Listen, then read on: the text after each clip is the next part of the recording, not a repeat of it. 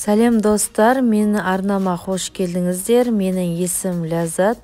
Достар, бүгін біз өте дәмді болып келетін, дәмі ауыздан кетпейтін керемет тағам димляма тамағын дайындайтын боламыз. Видеоны соңына дейін қараңыздар. Және де видеоны қарамас бұрын менің каналыма тіркеліп кетуді ұмытпаңыздар. Ең бірінші өзіме қажетті заттар дайындап алдым. Картоп, ет, капуста, сарымсақ, пиязымды ең бірінші бастап турап алатын боламын.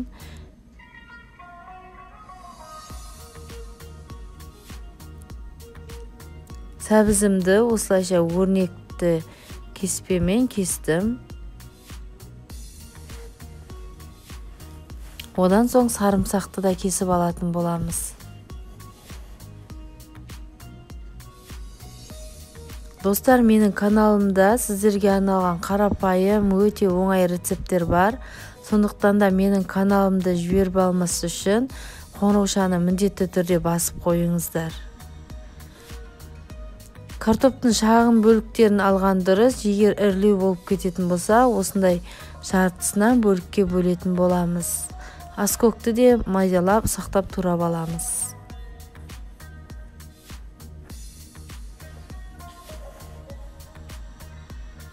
Мендегі бір түйір қызанақты да дөңгелектеп турап алдым. Ендігі капустаның сыртқа қабатын алып тастаймыз да, одан кейінгі қабаттарын қазір біз тамағымыздың беткі бөлігіне орналастыру үшін алып аламыз. Достар, қазақша контенттің дамуына үлес қоссыңыздар. Менің каналыма тіркеліп, лайк басып, пікір жазуды ұмытпаңыздар. Мен сіздерден қолдау күтемін. Қызып тұрған табамызға майды құямыз. Майымыз қызғаннан кейін пиязымызды салып турайтын боламыз. Пияздың жартысын ғана турадым, жартысын алып қалдым. Пиязымыз қуырылғаннан кейін етімізді салып қуыратын боламыз. Қазанымыздың бетін жауып қоямыз. Суы тартылғанша әдемі болып қызарып қуырылатын болады.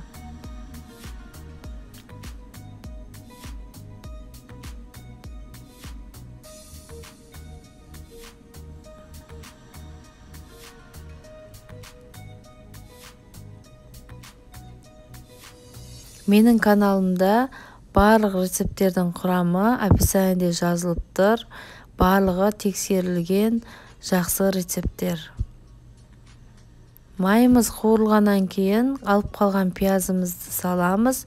Одан соң оның үстіне сарымсақ пен сәбізімізді саламыз. Қызанағымызды орналастырып, оның үстіне картоптарды орналастырып шығамыз. Картоптың үстіне аздап тұз бен аскөк себетін боламыз. Менде ет тұздалған болғанына байланысты етке тұз салмадым. Беткі бөлігіне капусталарды осылай орналастырып қоямыз да 45 минутқа қазанымыздың бетін жауып қоямыз.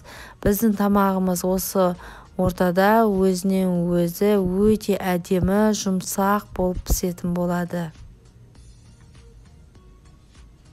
Баяу отқа қойыңыздар. Мінекей достар, біздің тамағымыз дайын болды. Енді тәрелкемізге түсіріп ұсынатын боламыз.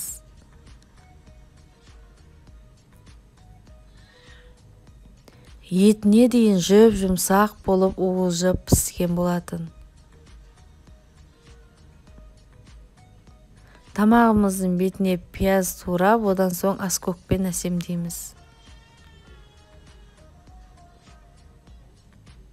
Мінекей достар, біздің тамағымыз дайын болды. Өте дәмді, жұмсақ болып шықты. Ас болсын.